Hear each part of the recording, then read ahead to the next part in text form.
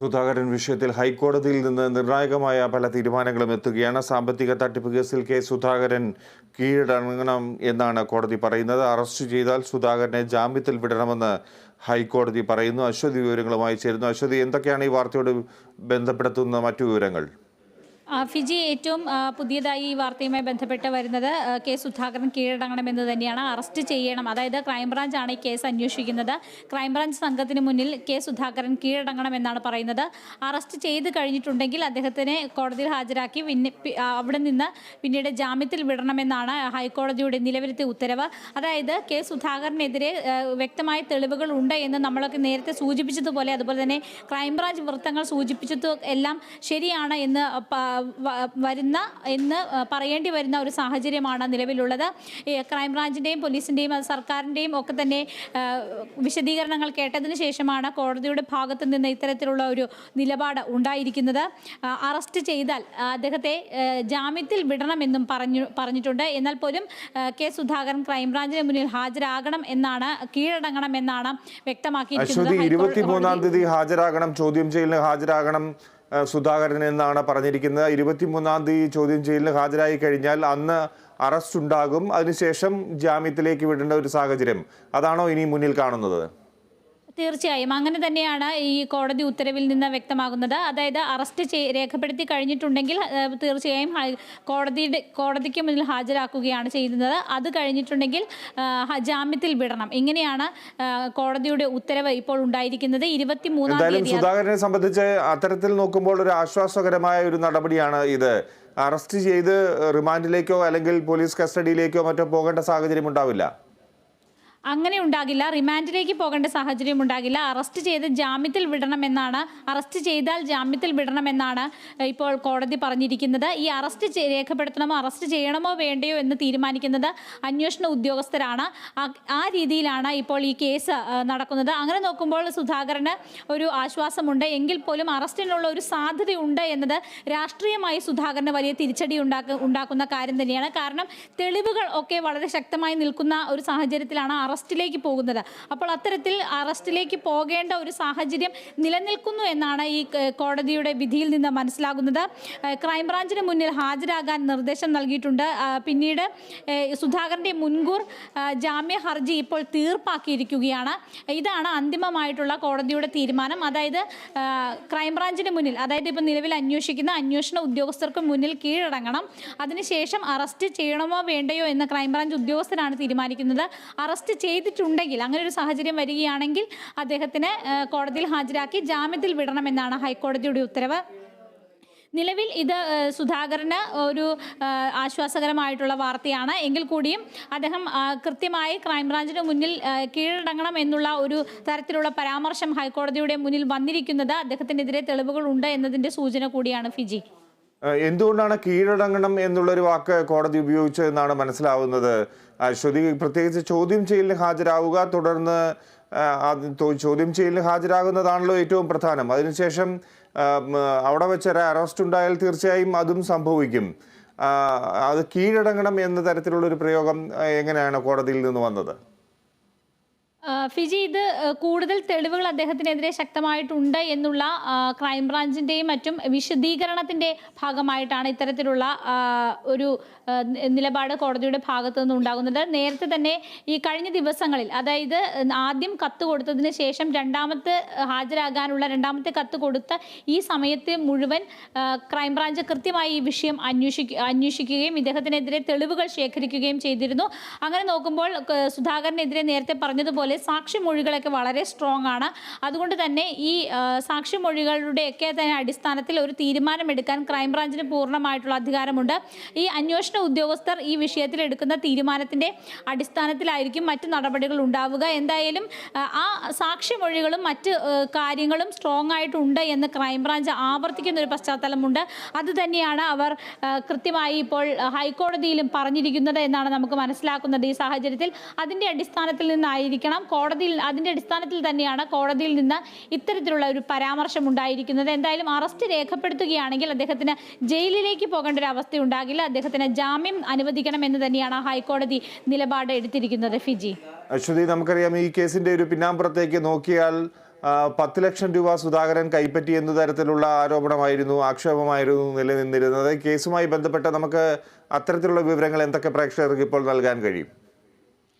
K Sudhakaran, അതായത് ഈ മോൺസൺ മാവുങ്കൽ പുരാവസ്തു വിറ്റതുമായിട്ട് അറബ് രാജകുടുംബത്തിന് വിറ്റതുമായി ബന്ധപ്പെട്ട് 2.5 ലക്ഷം കോടി രൂപ ഫെമ നിയമപ്രകാരം ഡൽഹിയിൽ തടഞ്ഞു വെച്ചിരിക്കുകയായിരുന്നു. അത് വിട്ടുകിട്ടുന്നതിന് സുധാകരൻ ഇടനില നിന്നു എന്നതാണ് ഇതിലെ പ്രധാനപ്പെട്ട വിഷയം. അന്ന് സുധാകരൻ സാമ്പത്തിക പാർലമെന്ററി കാര്യ സമിതിയിൽ അംഗമായിരുന്നു എന്നാണ് ആരോപിക്കപ്പെടുന്നത്. പക്ഷേ അങ്ങനെ അല്ല എന്ന് വ്യക്തമായിട്ടുണ്ട്. പക്ഷേ അദ്ദേഹം ആ കാര്യത്തിൽ മോൺസൺ മാവുങ്കലിനെ സഹായിക്കുന്നതിന് വേണ്ടി പണം കൈപ്പറ്റി എന്നതാണ് ഇതിലെ വിഷയം. അത് അനൂപ് മുഹമ്മദിൽ നിന്നും അതുപോലെ തന്നെ ഷമീറിൽ നിന്നും ഒക്കെ തന്നെ ഈ വിഷയവുമായി ബന്ധപ്പെട്ട മോൺസൺ മാവുങ്കൽ പണം വാങ്ങിയിരുന്നു. അതിലൊരു വിഹിതം കെ സുധാകരന് നൽകി എന്നതാണ് ഈ കേസ്. അതായത് 25 ലക്ഷം അനൂപിൽ നിന്ന് വാങ്ങുകയും അതിൽ നിന്ന് 10 ലക്ഷം രൂപ മോൺസൺ മാവുങ്കൽ കെ സുധാകരന് നൽകി എന്നുമാണ് പറയുന്നത്. ഇതിൽ കൃത്യമായ ഒരു തെളിവ് എന്ന് പറയുന്നത് ഇതിൻ്റെ സാക്ഷിമൊഴികളാണ്. കെ സുധാകരൻ മോൺസൺ മാവുങ്കലിൻ്റെ മുൻ ഡ്രൈവറായിരുന്ന അജി, അതുപോലെ തന്നെ ജെയ്സൺ, ഇവരുടെ രണ്ടുപേരുടെയും സാക്ഷിമൊഴികൾ വളരെ കൃത്യമായിട്ട് രേഖപ്പെടുത്തി.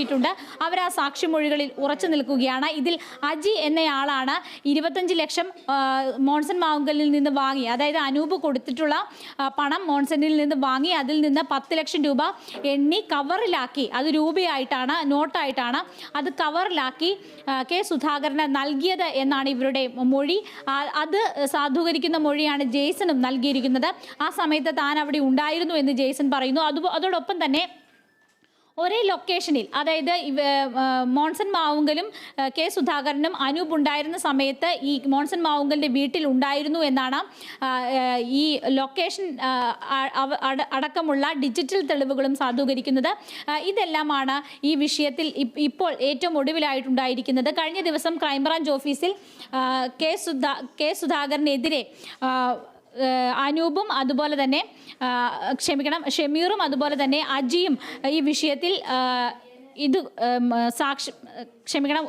തെളിവുകൾ കൊടുത്തിട്ടുണ്ടായിരുന്നു. ആ തെളിവുകളുടെയൊക്കെ അടിസ്ഥാനത്തിൽ തന്നെയാണ് ഈ കേസ് മുന്നോട്ട് പോകുന്നത്. പക്ഷേ ആദ്യം കെ സുധാകരൻ പറഞ്ഞിരുന്നത് താൻ ഇവരെ അറിയില്ല എന്നായിരുന്നു. അവിടെ താൻ ചികിത്സയുമായിട്ട് ബന്ധപ്പെട്ടാണ് കെ സുധാകരൻ്റെ മോൺസൺ മാവുങ്കലിൻ്റെ അടുത്ത് പോയത്. അന്ന് അനൂപ് അവിടെ ഉണ്ടായിരുന്നു എന്ന് അറിയില്ല എന്ന് അദ്ദേഹം പറഞ്ഞിരുന്നു. പക്ഷേ തെളിവുകളെല്ലാം കെ സുധാകരൻ്റെ അത്തരം പ്രസ്താവനകൾക്ക് എതിരാണ്. ഒപ്പം തന്നെ കെ സുധാകരൻ്റെ നിർദ്ദേശപ്രകാരം ജെയ്സണും അതുപോലെ തന്നെ മോൺസൺ മാവുങ്കലും അനൂപും ഡൽഹിയിൽ പോയി എന്നും ജെയ്സൺ വെളിപ്പെടുത്തിയിട്ടുണ്ട്. ഇപ്പോൾ പുതിയതായിട്ട് വന്നിരിക്കുന്ന ഒരു വിവരം അനുസരിച്ച് ഇടക്കാല ഉത്തരവെന്നാണ് കോടതി ഇപ്പോൾ പറഞ്ഞിരിക്കുന്നത്. അതായത് ഈ മുൻകൂർ ജാമ്യ ഹർജിയിൽ ഇടക്കാല ഉത്തരവാണ് വന്നിരിക്കുന്നത്. കെ സുധാകരൻ ചോദ്യം ചെയ്യലിനായി 23-ാം തീയതി, അത് നേരത്തെ ക്രൈംബ്രാഞ്ച് നോട്ടീസ് നൽകിയിരിക്കുന്നത് പോലെ 23-ാം തീയതി ഹാജരാകണമെന്ന് കോടതി വ്യക്തമാക്കിയിട്ടുണ്ട്. അറസ്റ്റ് ചെയ്യുകയാണെങ്കിൽ 50,000 രൂപയുടെ ബോണ്ട് നൽകണം. അതുപോലെ തന്നെ അന്വേഷണ സംഘവുമായി സഹകരിക്കണം. സാക്ഷികളെ സ്വാധീനിക്കാൻ ശ്രമിക്കരുതെന്നും ജസ്റ്റിസ് സിയാദ് റഹ്മാന്റെ ബെഞ്ച് ഇപ്പോൾ വ്യക്തമാക്കിയിരിക്കുകയാണ്. ഇത്തരം കണ്ടീഷനുകൾ കോടതി കെ സുധാകരന് നൽകിയിട്ടുണ്ട്. സാക്ഷികളെ സ്വാധീനിക്കരുത് എന്നതാണ് വളരെ പ്രധാനപ്പെട്ട ഒരു കാര്യം. കഴിഞ്ഞ ദിവസം ജെയ്സനെതിരെയും മോൺസൺ മാവുങ്കലിൻ്റെ മുൻ ഡ്രൈവറായിട്ടുള്ള ജെയ്സനെതിരെയും വധഭീഷണി അടക്കം വന്നിരുന്നു. അതുപോലെ തന്നെ സാക്ഷികളെ സ്വാധീനിക്കാൻ ശ്രമിക്കുന്നുണ്ട് എന്ന് ഷമീർ നേരത്തെ കഴിഞ്ഞ ദിവസം ക്രൈംബ്രാഞ്ച് ഓഫീസിൽ മൊഴി രേഖപ്പെടുത്തുന്നതിന് പോകുന്നതിന് തൊട്ട് മുൻപ് അദ്ദേഹം മാധ്യമങ്ങളോട് പറഞ്ഞിരുന്നു. ചില ശ്രമങ്ങൾ, അത്തരത്തിൽ സ്വാധീനിക്കാനുള്ള ചില ശ്രമങ്ങളൊക്കെ നടക്കുന്നുണ്ട് എന്ന് അദ്ദേഹം പറഞ്ഞിരുന്നു. അത്തരം കാര്യങ്ങളിലേക്ക് പോകരുത് എന്നാണ് പറഞ്ഞിരിക്കുന്നത്. എന്തായാലും ഈ കേസ് 2 ആഴ്ചയ്ക്ക് ശേഷം വീണ്ടും ഈ കേസ് പരിഗണിക്കുന്നതായിരിക്കും. ഫിജി, അശ്വതി, ഇത് കെ സുധാകരനെ സംബന്ധിച്ചൊരു തിരിച്ചടി എന്ന് പറയാൻ കഴിയുമോ? അറസ്റ്റ് ഒഴിവാക്കി കിട്ടും എങ്കിലും കോടതിയിൽ നിന്നും ഒരു തിരിച്ചടിയാണ് ഇത് സുധാകരന് വന്നിരിക്കുന്നത്, അല്ലെങ്കിൽ ഇതുമായി ബന്ധപ്പെട്ട എല്ലാ ന്യായീകരണങ്ങളും ഇവിടെ അവസാനിക്കുകയാണ് എന്നുള്ളൊരു സാഹചര്യമാണോ കാണാൻ കഴിയുന്നത്? ഇതുമായി ബന്ധപ്പെട്ട് ഇതിൽ ഒരു തീർപ്പ് എന്ന് കെ സുധാകരനെ സംബന്ധിച്ചിടത്തോളം കെ സുധാകരൻ രക്ഷപ്പെട്ടു അങ്ങനെയുള്ള ഒരു അങ്ങനെയൊരു അഭിപ്രായത്തിലേക്ക് പോകാൻ കഴിയില്ല. ഈ കേസിന്റെ തുടക്കമാണിത്.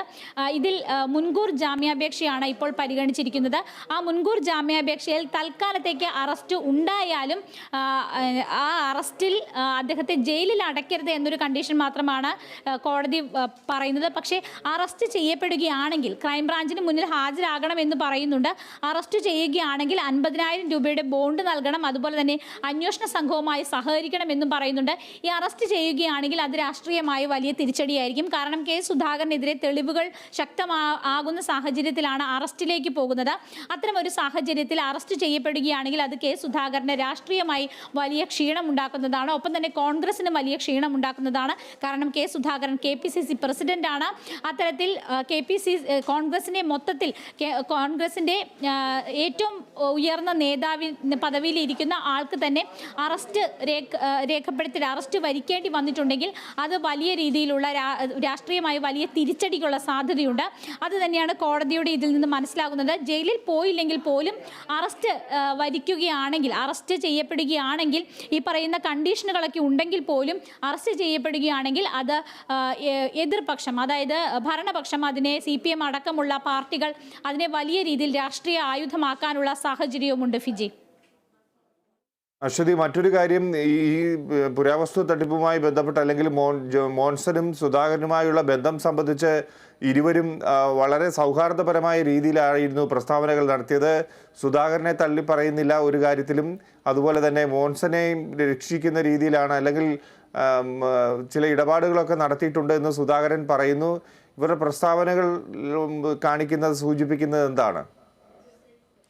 കെ സുധാകരന് അനുകൂലമായിട്ടുള്ള ചില പ്രസ്താവനകളാണ് മോൻസൺ മാവുങ്കൽ നിരന്തരമായി നടത്തിയിരുന്നത്. കഴിഞ്ഞ ദിവസങ്ങളിലൊക്കെ തന്നെ ഈ പോക്സോ കേസുമായി ബന്ധപ്പെട്ടും, പോക്സോ കേസല്ല, അത് പീഡന പരാതിയുമായി ബന്ധപ്പെട്ട് പോക്സോ കേസിൽ ഉൾപ്പെട്ട പെൺകുട്ടി തന്നെയാണ് പിന്നീട് പ്രായപൂർത്തിയായതിനു ശേഷവും പീഡിപ്പിക്കപ്പെട്ടു എന്നൊരു പരാതി വരുന്നത്. ആ കേസിലും സുധാകരനെ, ആ കേസിലാണെങ്കിൽ പോലും അതിൽ കൊണ്ടുവരുന്ന സമയത്ത്, കോടതിയിലേക്ക് ഹാജരാക്കുന്ന സമയത്ത് പോലും മോൻസൺ മാവുങ്കൽ കെ സുധാകരന് അനുകൂലമായിട്ടുള്ള ചില പ്രസ്താവനകളാണ് പറഞ്ഞത്.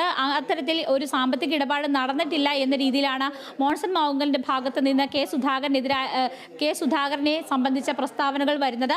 അതുകൊണ്ട് ഒരു പരസ്പരം ഒരു കൊടുക്കൽ വാങ്ങലുകൾ അല്ലെങ്കിൽ പരസ്പരം സംരക്ഷിക്കാനുള്ള ഒരു രീതികൾ മോൻസൺ മാവുങ്കലിന്റെയും അതുപോലെ തന്നെ കെ സുധാകരന്റെയും ഭാഗത്ത് നിന്ന് ഉണ്ടാകുന്നുണ്ട്. പക്ഷേ